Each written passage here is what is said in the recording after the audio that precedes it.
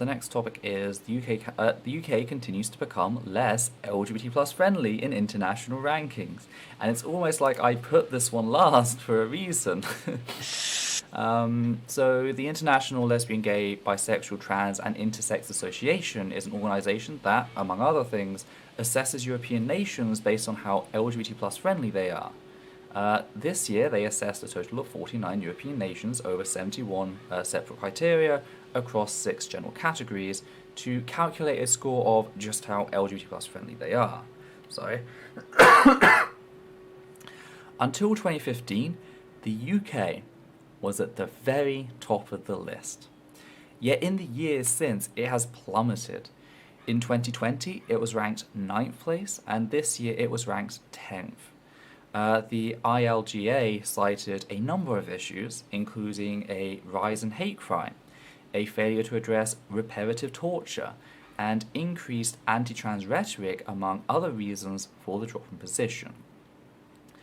A specific here is, quote, anti-trans rhetoric continued to cause serious damage in the UK again this year. A prime example is repeated transphobic attacks by author J.K. Rowling on Twitter and in her writing.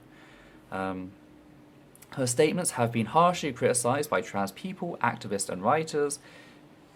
A growing number of celebrities, including from Harry Potter films, have spoken out in support of trans communities. Some trans people expressed their wish to leave the UK because of the growing hate. In March, hundreds of staff and clients of The Guardian issued a joint statement calling for an end to transphobic articles being published in the newspaper, end quote.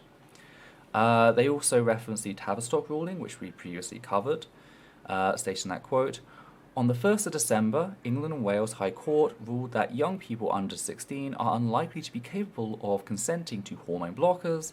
The NHS now requires a court decision in each individual case that would establish that it's in the young person's best interest to access treatment. Minors over 16 might need to have a similar court order to start hormones if their doctor is unsure about their ability to consent. Civil society is extremely concerned about the judgment.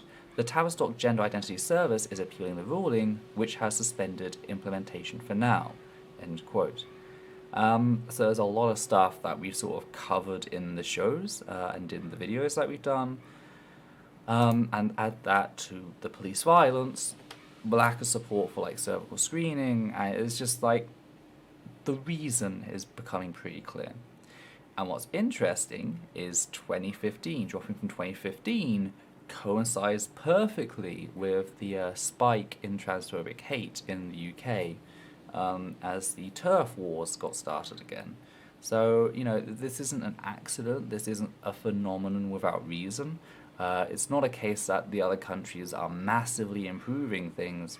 The UK is just becoming a hellhole, as noted by the analysis. There are people in the UK, trans people in the UK, who are genuinely seeking asylum in other countries. There was someone in New Zealand who received asylum. They were a trans person fleeing the UK, and they received asylum there. So, yeah, it's no surprise that it's plummeting down.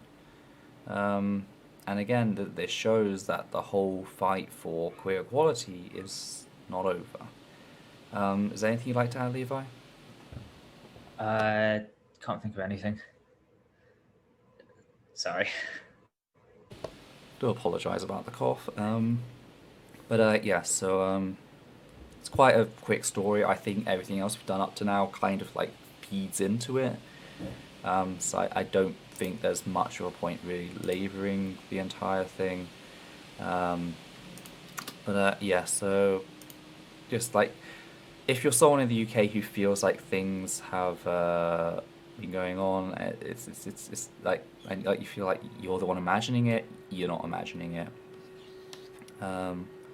Brandy Prime, the RR thing happened just a few months before J.K. Rowling went mask off, and just a little before a TER showed her colours in a UU congregation I was part of. Sorry about that. But like, I literally, I had a hate crime module which I was doing in 2016, and I literally like did a a presentation on imported hate, I called it, because a lot of the rhetoric was being imported directly from what I saw in Houston. You know, it was potential bathroom changes, you know, and they were being protested, and the rhetoric was exactly the same. You know, and I've been covering this wave ever since it really kicked off, since it got that first spark. But yeah, the whole thing has just been an absolute clusterfuck.